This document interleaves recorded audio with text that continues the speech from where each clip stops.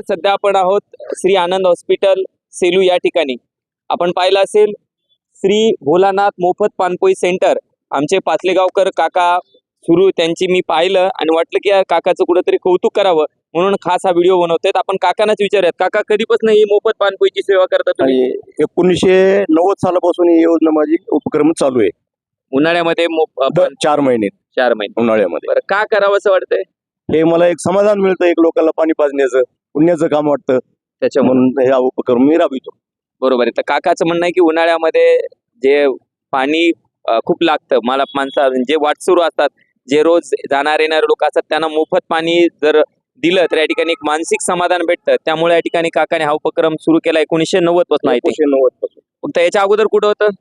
नूतन रोडला. नूतन रोडला होतं. हो. तर आता या ठिकाणी श्री आनंद हॉस्पिटल सेलू या ठिकाणी त्यांच्या समोर या ठिकाणी पानपोईचं मोफत पानपोईची व्यवस्था काकाने या ठिकाणी केली आहे. काका, खरंच तुमचं मनापासून कौतुक.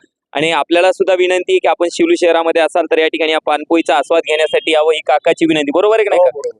आणि आपल्याला सुद्धा असा खरंच म्हणजे जर कुणी असं चांगलं समाजाच्या उपयोगी कार्य करत असेल तर निश्चितच आमच्यासारख्याला या ठिकाणी आनंद होतो. आणि आपल्यालाही वाटत असेल की असा उपक्रम आपण सेलू शहरामध्ये सुरू केला पाहिजे, तर आपण सुद्धा या ठिकाणी सुरू करावा एवढीच विनंती करतो. आणि पुन्हा एकदा काकांचं मी सेलूवासियांच्या वतीनं मनापासून धन्यवाद व्यक्त करतो की आपण जे तहानलेले आहेत प्रवासी त्यांना या ठिकाणी पिण्याच्या पाण्याचे अतिशय थंड पाणी असतं. काका, मी काल सुद्धा पिलं आणि आज सुद्धा पिलं, तर अतिशय थंड पाणी आहे. पुन्हा एकदा तुमचं मनापासून धन्यवाद व्यक्त करतो. आणि हे जार म्हणजे मागं पुढं करण्यासाठी, त्यांना व्यवस्थित मांडणी करण्यासाठी सहकार्य करण्याचं काम गजानन गजमल माझा विद्यार्थी आहे, तो करतोय. त्याचं सुद्धा या ठिकाणी मनापासून कौतुक करतो आणि थांबतो. धन्यवाद.